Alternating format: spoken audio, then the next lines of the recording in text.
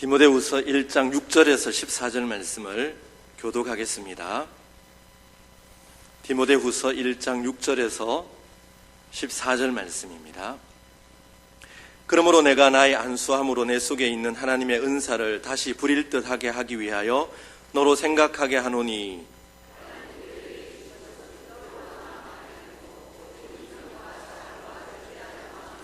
그러므로 너는 내가 우리 주를 증언함과 또는 주를 위하여 갇힌 자 된 나를 부끄러워하지 말고 오직 하나님의 능력을 따라 복음과 함께 고난을 받으라.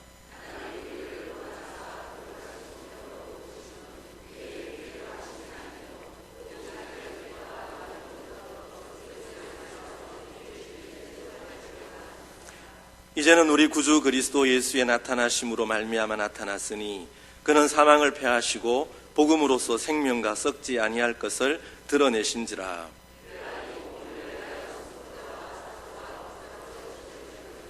이로 말미암아 내가 또 이 고난을 받되 부끄러워하지 아니함은 내가 믿는 자를 내가 알고 또한 내가 의탁한 것을 그날까지 그가 능히 지키실 줄을 확신함이라.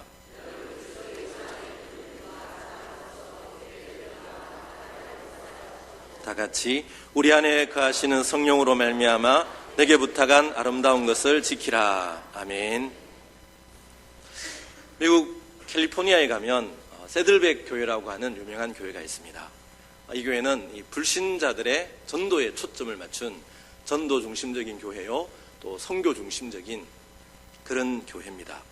이 교회를 개척 설립한 분은 릭 워렌이라고 하는 유명한 목사님인데요, 이분은 미국을 빛낸 15인 중에 한 명으로 선정될 만큼 영향력이 있고, 또 이분이 쓴 목적이 이끄는 삶은 전 세계적으로 무려 3,200만 부가 팔리는 초대형 베스트셀러가 되었습니다. 근데 이 책에서 이 목사님은 자신의 목회에 결정적 영향을 끼친 사건이 있었는데 그것은 바로 아버지 유언이었다, 그렇게 말합니다. 그의 아버지인 지미 러셀 워렌 목사님은 살아생전에 이스라엘, 과테말라, 호주 등에서 복음을 전했던 전도자였고, 또 교회를 개척하고 예배당을 짓기도 했는데 무려 150교회를 지었다고 합니다. 그의 아버지는 하나님께 부르심을 받기 전 이 아들 릭 목사님의 집에 수주간 머물게 되는데요, 목사님은 이 책에서 그때 한 장면을 우리에게 들려주고 있습니다. 제가 그대로 한번 소개를 해보겠습니다. 아버지는 계속 침대에서 나오려고 애를 쓰셨다. 아내 케이는 그런 아버지를 진정시키려고 노력했다. 아버님, 지금 무엇을 하려고 그러세요? 무엇을 원하세요? 라고 묻자 아버지가 힘들게 입술을 떼셨다. 한 명이라도 더 예수님께 가도록 해야 해. 한 명이라도 더. 그는 병상에서 이 말을 수백 번이나 되뇌었다. 거친 숨을 몰아쉬면서 아버지가 한 말씀은 바로 한 명이라도 더 주님께 인도해야 한다는 주님의 지상 명령이었다. 육신의 마지막 숨을 내쉬는 아버지를 옆에 두고 나는 머리를 수그리고 울기 시작했다. 그때 아버지께서 손을 내 머리에 얹으시더니 축복하시듯 말씀하셨다. 릭, 한 명이라도 더 주님께 인도하거라. 한 명이라도 더. 그 순간 나는 그 말씀을 내 인생의 주제로 삼기로 결정했다. 이런 고백을 들려주고 있습니다. 죽음을 앞두고 남긴 아버지의 유언이 자신의 삶의 목적, 자기 목회의 목적이 되었다는 그런 간증을 들려주고 있습니다. 여러분, 죽음 앞에서 남기는 한 사람의 유언은 때로 어떤 사람에게 천금의 무게로 다가갑니다. 더구나 그 사람이 존경하고 사랑하는 아버지 혹은 어머니라면 그 마지막 유언을 소중히 여기고 지키려고 애쓰지 않겠습니까? 디모데후서의 말씀은 사도 바울이 영적인 아들 디모데에게 보낸 유언과 같은 마지막 편지임을 지난 시간에 말씀을 드렸습니다. 아마 디모데는 이 편지를 읽고 또 읽었을 것입니다. 이 말씀 하나하나를 심장에 새겼고 뼈에 새겼고, 그리고 그 말씀들을 자기 인생의 주제로, 자기 목회의 주제로 삼지 않았을까. 여러분, 교회사에 전해지는 디모데의 마지막 장면은 도미티안 황제 때에 순교를 당하게 된다라고 그렇게 증언하고 있습니다. 이렇게 볼 때 그의 죽음은 디모데가 영적 아버지 사도 바울이 남겼던 그 말씀을 뼛속 깊이 새기고 심장에 새겨서 그 말씀을 자기 인생의 주제로 삼았음을 선명하게 보여준다고 할 수가 있겠습니다. 오늘 읽은 본문 말씀은 그런 사도 바울이 디모데에게 들려주는 몇 가지 겉면의 말씀으로 이루어져 있습니다. 저는 오늘 이 본문을 세 가지로 요약해서 여러분과 함께 은혜를 나누려고 합니다. 첫째, 사도 바울은 디모데에게 복음을 부끄러워하지 말라라고 말씀하고 있습니다. 이 성경학자들의 연구에 의하면 디모데는 꽤나 소심한 사람이었습니다. 아마 내성적인 사람이었던 것 같습니다. 또 건강이 별로 좋지 않았고 약한 체질을 가지고 있었습니다. 아마 위장병이 자주 도졌던 것도 알 수가 있습니다. 근데 그런 상황에서 자신이 믿고 의지하고 따르는 영적 아버지 사도 바울이 로마의 감옥에 갇혀서 이제는 죽을 날을 기다리고 있습니다. 이런 상황에서 디모데의 마음은 많이 위축이 되었을 것입니다. 그리고 사도 바울을 떠나보내야 된다는, 또 자기도 체포될 수 있다는 그런 두려운 마음이 생겼을 것입니다. 바울은 이런 디모데에게 7절 말씀에서 하나님이 우리에게 주신 것은 두려워하는 마음이 아니요 오직 능력과 사랑과 절제하는 마음이다, 그렇게 말씀합니다. 이게 두려워하는 마음이란 소심한 마음, 비겁한 마음을 뜻합니다.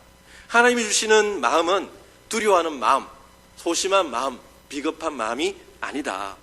하나님 주시는 마음은 오직 능력과 사랑과 절제하는 마음이라고 권면합니다. 능력이란 하나님이 주시는 능력, 성령의 능력을 말합니다. 여기 능력은 두나미스라는 말인데 이 말에서 다이나마이트라는 단어가 나왔다고 합니다.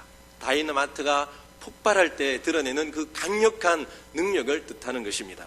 여러분, 사람들이 성령의 능력을 덧입을 때 비겁한 자가 담대한 자가 될 수가 있습니다. 여러분, 사도들을 보십시오. 그들은 주님의 죽음 앞에서 뿔뿔이 흩어지는 비겁자들이었습니다. 소심한 마음의 사람들이었습니다. 그러나 그들이 성령의 능력을 덧입게 되었을 때 죽음을 두려워하지 않고 죽음을 불사하고 담대하게 복음을 전하는 담대한 믿음의 사람으로 변화되는 것을 보게 되지 않습니까? 이런 마음을 하나님께서 주셨다라고 말씀하고 있는 것이죠. 사랑이란 아가페입니다. 하나님을 향한 사랑일 수도 있고 아래로 사람들을 향한 사랑일 수도 있습니다. 하나님에 대한 사랑과 사람에 대한 사랑, 사람들을 불쌍히 여기는 마음, 이게 디모데에게 주신 하나님의 마음이다. 이게 목회자인 디모데에게 또 우리에게 주신 마음이다, 그렇게 말씀하고 있습니다. 이 절제는 자제할 수 있는 마음입니다. 셀프 컨트롤이라고 하는데 모든 상황에서 자신의 마음을 다스리고 절제할 수 있는 능력, 그 상황에 맞게 행동할 수 있는 분별력, 이게 바로 하나님이 주신 마음이다, 그렇게 말씀합니다. 여러분, 하나님이 주신 마음은 두려워하는 마음, 비겁한 마음, 소심한 마음이 아니라 능력과 사랑과 절제하는 마음입니다. 이런 마음이 있을 때 디모데는 어떤 상황 속에서도 담대할 수 있습니다. 로마의 황제의 복음이 모든 사람들을 지배하는 그 로마 제국 속에서도 예수 그리스도의 십자가의 복음을 부끄러워하지 않을 수가 있는 것이죠. 그래서 이런 하나님 주신 마음을 언급하면서 이어지는 8절에 보면 복음을 부끄러워하지 말라라고 이렇게 당부합니다. 그러므로 너는 내가 우리 주를 증언함과 또는 주를 위하여 갇힌 자 된 나를 부끄러워하지 말고, 예수님을 증거하는 그 증언, 그리고 그 복음을 전하다가 갇힌 나를 부끄러워하지 말아라. 이 말씀은 디모데야, 복음을, 십자가의 복음을 부끄러워하지 말아라, 그렇게 권면하고 있는 것입니다. 여러분, 바울은 여러 곳에서 나는 복음을 부끄러워하지 아니한다라는 고백을 하고 있습니다. 왜 굳이 그런 말을 토해놓고 있는 걸까요? 여러분, 왜냐하면 그 로마 제국 안에서 십자가의 복음은 많은 사람들이 부끄러워하는 복음이었기 때문에 그렇습니다. 그 당시 로마인들의 마음을, 로마 제국 안에 있는 사람들의 마음을 사로잡고 있었던 것은 로마의 황제의 복음이었습니다. 로마의 복음, 황제의 복음이 무엇입니까? 바로 강력한 능력, 강력한 군대로 사람들을 다스리고 이방민족들을 정복해서 팍스 로마나의 비전을 이루어가는 것이 바로 황제의 복음입니다. 그래서 로마 시민들은 황제를 큐리오스, 주로 칭했고 그 그 황제를 신으로 우상 숭배했습니다. 많은 사람들은 이 권력, 힘, 명예, 능력, 권세를 사모하고 좋아하지 않습니까? 많은 사람들이 형통의 복음과 성공의 복음을 꿈꾸고 있지 않습니까? 그게 바로 로마 제국의 사람들의 마음에 있던 황제의 복음이었고, 그리고 로마의 복음이었습니다. 이런 황제의 복음이 횡행하는 로마 제국에서 사도 바울은 하나님의 복음, 예수 그리스도의 복음, 십자가의 복음을 전했습니다. 십자가의 복음은 말 그대로 십자가의 고난입니다. 높아짐으로의 부름이 아니라 낮아짐으로의 부름입니다. 멸시와 천대와 때로는 죽음을 불사해야 하는 복음이 바로 십자가의 복음인 것입니다. 직장을 잃을 수도 있고 재산을 빼앗길 수도 있고 외톨이가 될 수도 있습니다. 여러분, 그러니 황제의 복음에 비해서 사도 바울이 전했던 십자가의 복음은 얼마나 초라하고 얼마나 형편없고 얼마나 부끄러운 것으로 사람들이 여겼겠습니까? 이런 상황에서 사도 바울은 나는 하나님의 복음을 부끄러워하지 않는다. 그 복음을 위하여 갇힌 나를 나는 부끄러워하지 않는다. 그렇게 고백하고 있는 것입니다. 12절에 보면 이를 인하여 내가 또 이 고난을 받되 부끄러워하지 아니함은, 내가 지금 복음 때문에 고난을 받고 있지만 나는 그 복음을, 내가 고난받는 것을 부끄러워하지 않는다. 로마서 1장 16절 말씀에도 내가 복음을 부끄러워하지 아니하노니 그렇게 말합니다.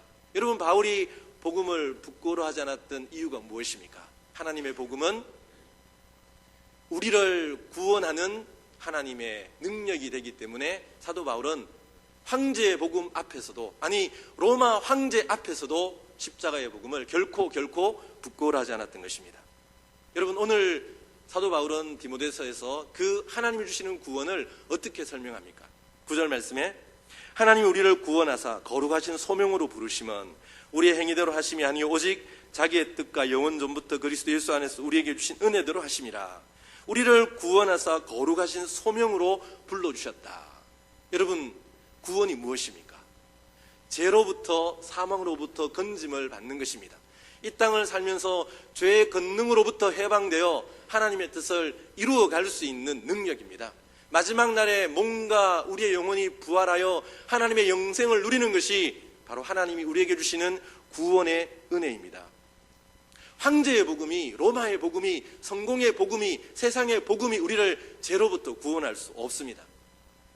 오직 십자가의 복음, 예수 그리스도의 복음만이 우리를 죄로부터, 사망으로부터 구원해 줄 수 있는 것이죠.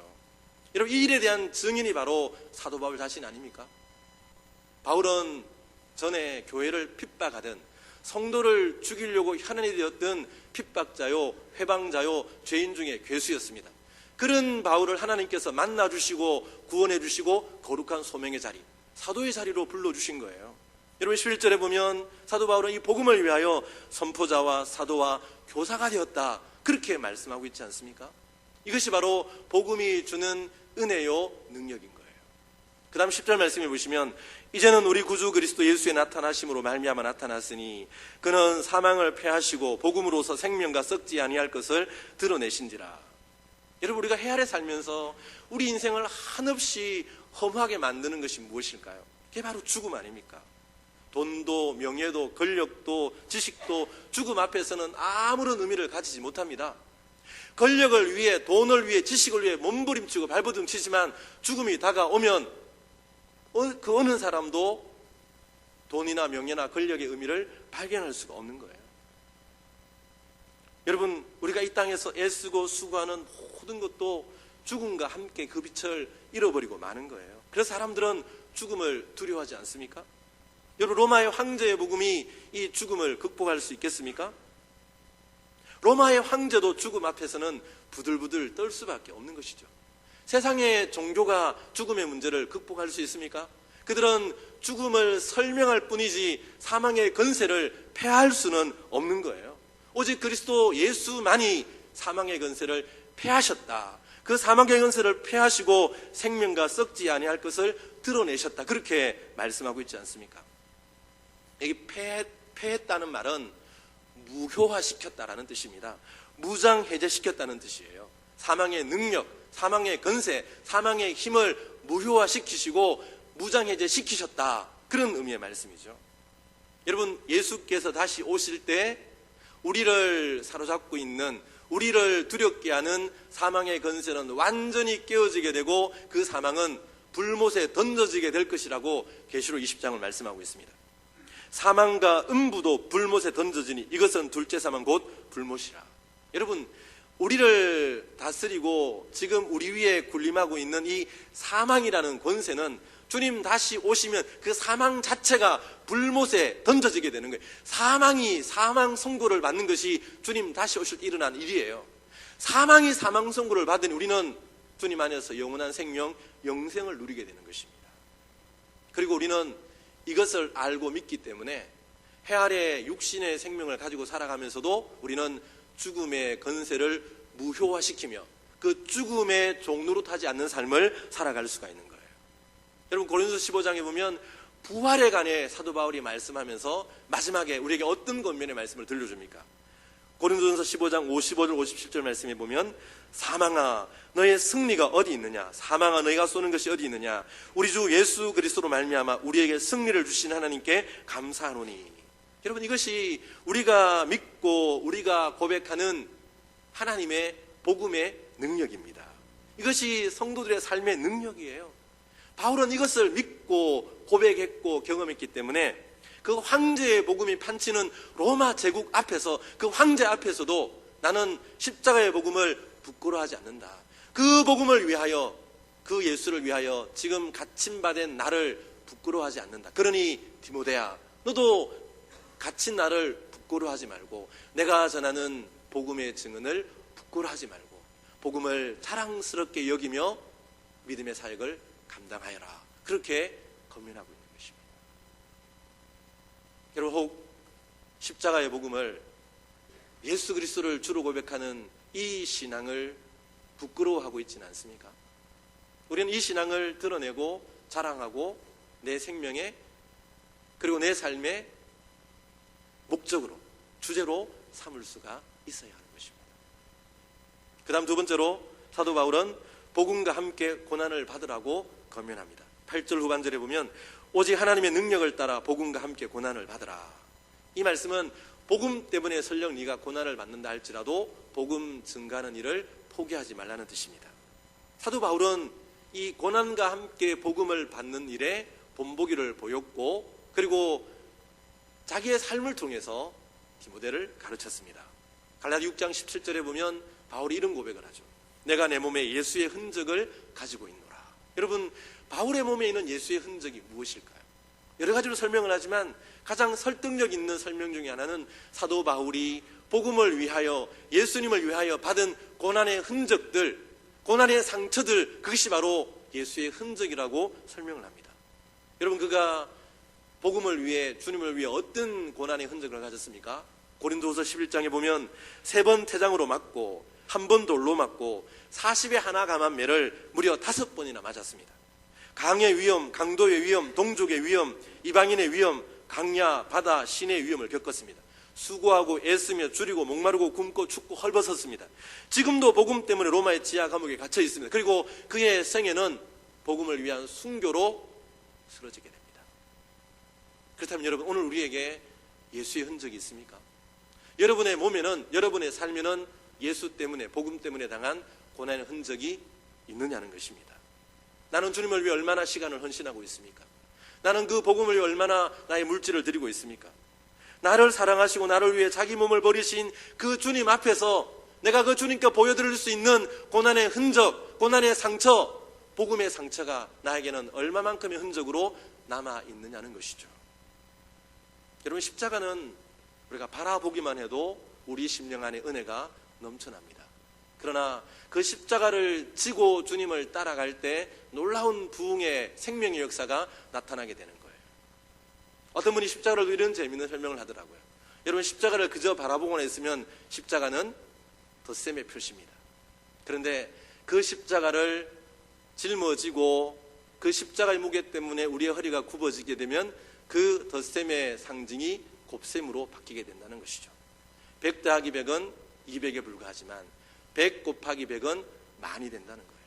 우리가 십자가를 바라볼 때 우리의 심령이 은혜를 누리게 되지만, 그러나 그 십자가를 짊어지고 주님을 따라갈 때, 고난을 기꺼이 감당할 때 그 고난을 통하여서 생명의 역사와 그리고 부흥의 역사가 나타나게 된다는 거예요. 여러분, 교회 역사를 살펴보십시오. 선교의 역사와 전도의 역사는 한결같이 고난의 역사입니다. 전도자리에 들어가는 곳곳마다 그들은 고난을 감수하며 그 복음을 전했던 거예요. 고난과 함께 복음이 전파되었고, 그 고난 때문에, 그 고난의 눈물 때문에 복음이 심령들 속에 뿌리를 내리고 그 심령들 속에서 30배, 60배, 100배로 결실하게 된 것이 바로 선교의 역사요, 전도의 역사입니다. 제가 1995년도에 강사 시절에 미얀마에 한 달 동안 머문 적이 있었습니다. 제가 한 3년 정도 외국에 선교 활동을 한 적이 있었는데, 그때 미얀마 한인교회를 개척한 목사님이 아버지 장례식 때문에 한국에 나왔다가 신분이 발각되어 추방을 당했습니다. 그래서 홀로 고립된 그 교회를 돌보기 위해서 저희 선교팀이 4주 동안 번갈아 가면서 한 달 동안 머물면서 그 미얀마 교회를 돌본 적이 있습니다. 저도 차례가 되어서 필리핀에서 미얀마에 4주 동안 혼자 들어가서 말씀을 전하고 교회를 돌본 적이 있는데요.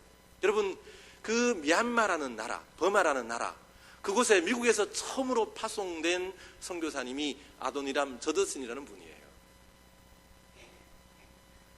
지금도 미얀마 랭군에 가면 그 중앙 도심에 이 선교사님을 기념하는 저더슨 기념교회가 있습니다. 제가 그곳을 방문하여 그리고 거기에 있는 아도니람 저더슨 선교사님의 전기를 읽으면서 참 많은 감동을 받은 적이 있습니다. 여러분, 19세기에 불교의 나라에서 예수 그리스도의 복음을 전한다는 것은 얼마나 고단한 일이었을까요? 그렇게 강팍한 심령들 속에 인종이 다르고 언어가 다른 그 선교사가 와서 복음을 전하는 일이 얼마나 힘들었겠습니까?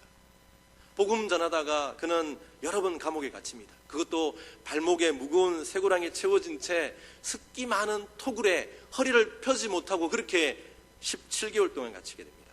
그곳에서 아내를 잃고 사랑하는 딸을 천국에 먼저 보냅니다. 그러나 그럼에도 불구하고 복음 전도 사역을 포기하지 않습니다.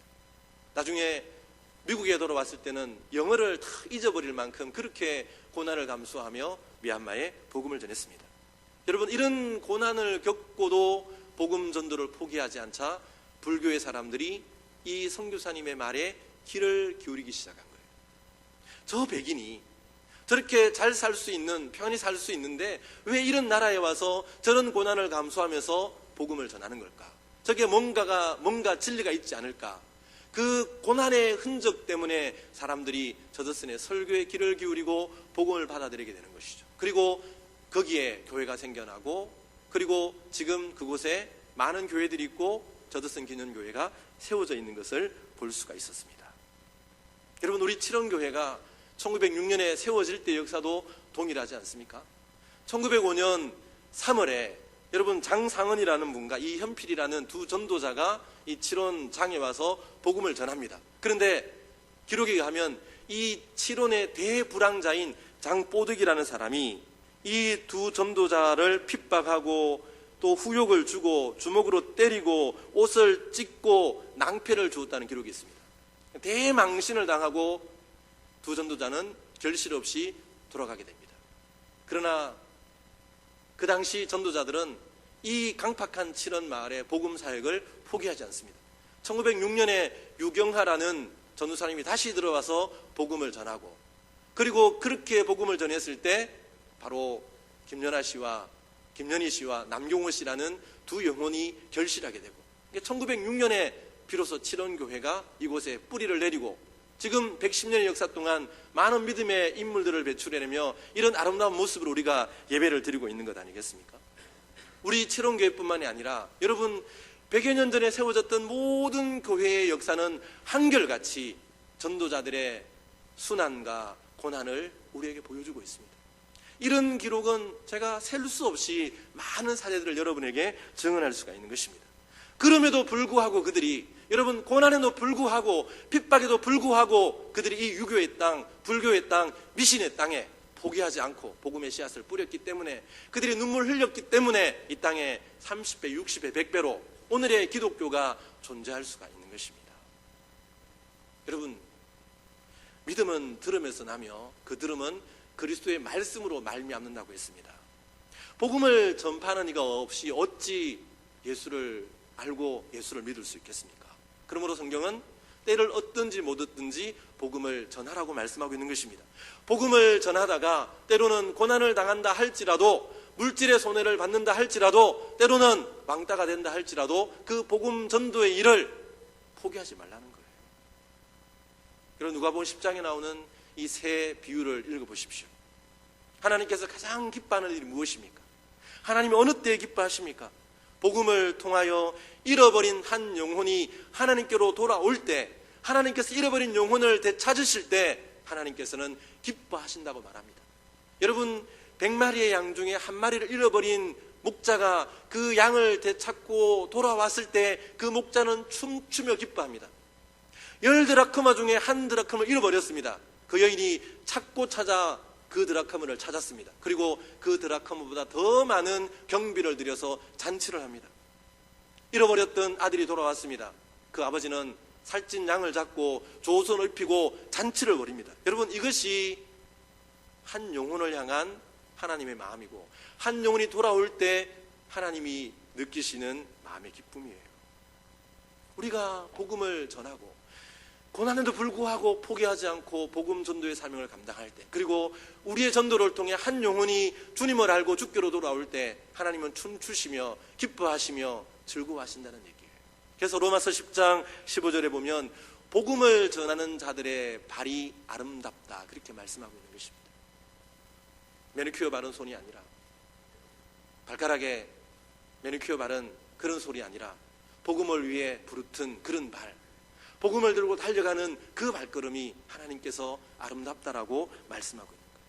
여러분, 이 말씀을 따라 복음을 전하는 아름다운 발이 될 수 있기를 축복합니다. 여러분의 삶이 복음의 제사장으로 온전히 쓰임받고 여러분의 입술이 복음을 증거하는 축복의 통로로 하나님 앞에 드려질 수 있기를 주 예수 그리스도의 이름으로 축복합니다. 마지막 세 번째 권면은 아름다운 것을 지키라는 권면입니다. 14절 말씀에 우리 안에 거하시는 성령으로 말미암아 내게 부탁한 아름다운 것을 지키라. 여러분, 너에게 부탁한 아름다운 것이 무엇일까요? 사도 바울이 전한 교훈일 수도 있겠지만 그 사도 바울이 전한 교훈을 두 글자로 요약한다면 그것은 바로 복음입니다. 복음은 아름다운 것이라고 말씀합니다. 여러분, 이 말씀을 저는 가만히 묵상해 보았습니다. 왜 바울은 복음을 여러 가지 다른 표현으로 설명할 수도 있는데 이 복음을 아름다운 것이라고 그렇게 설명을 했을까? 왜 아름다운 것을 지키라고 말씀을 했을까?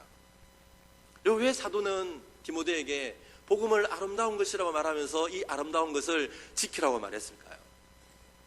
복음이 아름답기 때문에 그렇죠. 그럼 왜 복음이 아름다운 것일까요? 많은 것들이 있겠지만 저는 두 가지를 말씀드리려고 합니다. 하나는, 여러분, 복음이 아름다운 것은 그 복음이 우리를 아름다운 하나님의 사람으로 변화시키기 때문에 복음이 아름다운 것입니다.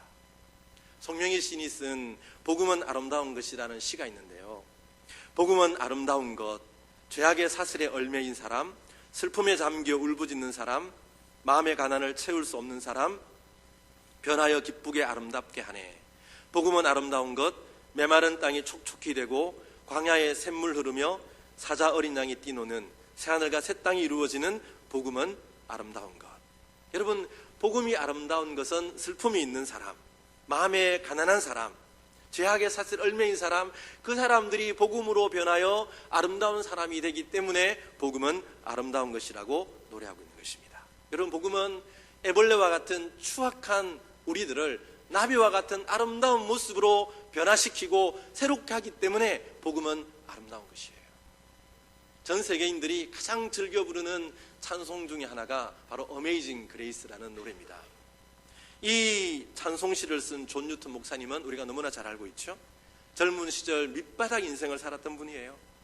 그런 자신을 구원해 주신 그 하나님의 은혜의 감격에서 어메이징 그레이스, 그 은혜가 너무나 놀라운 은혜임을 고백하고 있지 않습니까? 찬송 305장에 보면 나 같은 죄인 살리신 주 은혜 놀라워 잃었던 생명 찾았고 강명을 얻었네. 큰 죄악에서 건지신 주 은혜 고마워 나 처음 믿은 그 시간 귀하고 귀하다. 여러분, 이 사람의 젊은 시절은 정말 말 그대로 벌레와 같은 밑바닥 인생이었습니다. 술 주정뱅이였고 창녀들과 놀아나는 쾌락주의자였고 방탕한 삶을 살았습니다. 군에 입대했지만 탈영을 합니다. 나중에 노예 무역을 하는 사람에게 하인으로 팔려서 먹을 것이 없어서 마룻바닥에 떨어진 빵 조각을 주워 먹는 비참한 인생을 삽니다. 나중에는 노예 무역선의 선장이 됩니다. 하나님이 거듭거듭 부르셨지만 그는 마음에 회심이 일어났지만 하나님께로 온전히 돌이키지는 않습니다. 죄악의 사악한 삶을 살다가 어느 날 큰 바다에서 풍랑을 만나게 되고 배가 깨어지게 됩니다. 그 배에 파선한 한 조각 붙잡고 하나님, 나를 긍휼히 여겨 주십시오, 그렇게 기도했을 때 하나님께서 극적으로 그의 생명을 건져주시죠. 그것이 전환기가 되어 그는 인생을 완전히 돌이켜 하나님께 드립니다. 신학을 하고 목사가 됩니다. 평생 목회자로서 성도를 섬기고, 그리고 자기가 못 남았던 그 노예 무역을 폐지하기 위해 윌리엄 윌버포스와 함께 손잡고 영국 사회를 개혁해 나갑니다. 이분이 나이가 들어 점점점 기억력이 쇠퇴해 갑니다. 설교를 하면서 방금 전에 했던 말을 기억하지 못하는 지경에 이르기도 합니다. 그때마다 이분은 이런 말을 했다고 합니다. 내가 다른 것은 다 잊어버린다 할지라도 결코 잊어버릴 수 없는 것이 두 가지가 있습니다. 하나는 내가 과거에 아주 몹쓸 죄인이었다는 것이고, 또 한 가지는 그럼에도 불구하고 하나님은 나를 버리지 아니하시고 불쌍히 여기사 예수 그리스도로 말미암아 나를 구원해 주셨다는 사실입니다. 이 두 가지 사실을 분명히 기억하기 때문에 나는 내 목숨이 다하는 그 시간까지 복음을 전할 수밖에 없습니다. 그렇게 말했다고 합니다. 여러분, 이렇게 사악한 벌레 같은 한 사람을 나비처럼 아름답게 변화시키는 것이 바로 복음입니다. 그래서 복음은 아름다운 것이에요. 하나님께서는 이런 아름다운 복음의 은혜로 존 뉴턴을 구원해 주셨고, 최경진을 구원해 주셨고, 여러분들을 구원해 주신 거예요. 그러면 여러분, 우리는 이 복음이 사도 바울처럼 아름다운 것임을 고백할 수밖에 없지 않습니까? 복음이 아름다운 또 한 가지 이유는 저는 그 복음이 주는 은혜성 때문이라고 생각합니다. 여러분, 9절을 보십시오. 하나님이 우리를 구원하사 거룩하신 소명으로 부르심은 우리의 행위대로 하심이 아니요 오직 자기의 뜻과 영원 전부터 그리스도 예수 안에서 우리에게 주신 은혜대로 하심이라. 여러분, 이것이 복음입니다. 하나님 어떻게 우리를 구원해 주셨습니까? 우리의 행위를 따라가 아니라 하나님의 은혜라고 말씀하고 있습니다. 은혜가 무엇입니까? 우리의 행위나 공로에 근거한 것이 아니라 값없이 주어지는 선물이 바로 은혜예요. 어떤 분이 은혜를 이렇게 설명하는 것을 읽은 적이 있습니다. 어떤 사람이 하루에 8시간을 일을 합니다. 그리고 그 시간만큼의 대가를 받습니다. 우리는 이것을 임금이라고 합니다. 어떤 사람이 경쟁자와 다름받기를 합니다. 여기서 이기면 명예를 얻습니다. 이것을 우리는 우승이라고 합니다. 어떤 사람이 오랫동안 봉사를 합니다. 그래서 그것을 인정받게 됩니다. 우리는 이것을 상이라고 부릅니다. 그러나 돈을 벌 능력이 없는 사람도 있습니다. 우승할 힘이 없는 사람도 있습니다. 상을 받을 만한 자격이 없는 사람도 있습니다. 그럼에도 이런 사람이 값없이 그런 선물을 받는 것, 이것이 바로 은혜입니다. 여러분, 이게 바로 행위대로가 아니라 은혜대로 구원하셨다라고 할 때의 은혜의 의미예요. 값없이 주어지는 하나님의 선물이기에 복음은 아름다운 것입니다. 사도는 이 아름다운 복음을 지키라, 그렇게 말합니다. 지키라는 말은 잃어버리거나 손상되거나 변경되지 않도록 하라는 것입니다. 은혜의 복음이 변질되지 않도록 하라는 것입니다. 아름다운 복음이 변질되어 추악한지되지 않도록 지키고 간수하고 보존하라는 것입니다. 여러분, 이 겉면은 오늘 우리 시대야말로 너무나 유효한 사도 바울의 겉면입니다. 오늘 우리 주위를 돌아보십시오. 복음을 훼손시키려는 자들, 아름다운 예수님의 아름다운 복음을 훼손시키려고 하는 이단들이 얼마나 많습니까? 그들은 예수 그리스도 대신 교묘한 언설로 자기의 교주를 구원자라고 성령이라고 자기들의 속하여만 구원을 받는다고 가문이설로 복음을 훼손합니다. 지난주에도 교회 앞으로, 제 앞으로 소포가 하나 왔어요. 이름을 모르는 분이에요. 혹시나 하고 뜯어봤는데 역시나 신천지에서 보낸 유인물과 CD였습니다. 제가 화관을 다시 돌려보내려고 하다가 보니까 교회 주소로 되어 있더라고요. 그래서 제가 낱낱이 찍고 CD는 칼로 갈갈이 찢어서 분노로 쓰레기통에 버리고 말았습니다. 그런데 그 사람 이름은 제가 딱 기억하고 있습니다. 제가 다음에 신천지를 비판하는 자료를 그 사람 앞으로 되돌려 주려고 생각하고 있습니다. 여러분, 종교다원주의, 사람들은, 언론은 종교다원주의에 박수갈채를 보내지만 여러분, 우리는 그런 박수갈채 속에서도 예수 그리스도의 유일성을, 복음의 유일성을 결코 포기할 수 없는 것입니다. 오직 믿음, 오직 은혜, 오직 성경, 오직 예수 그리스도, 우리는 이 복음의 아름다움을 놓쳐서는 안 되는 거예요.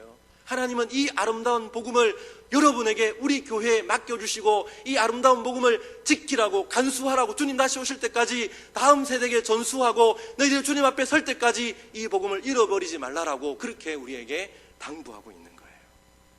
저는 우리 교회가 이 아름다운 복음을 주님 다시 오실 때까지 대대로 전수하며 세상에 비난받는다 할지라도 오직 은혜, 오직 믿음, 오직 예수 그리스도, 오직 성경의 이 은혜의 진리를 포기하지 않는 그런 아름다운 교회가 될 수 있기를 소원합니다.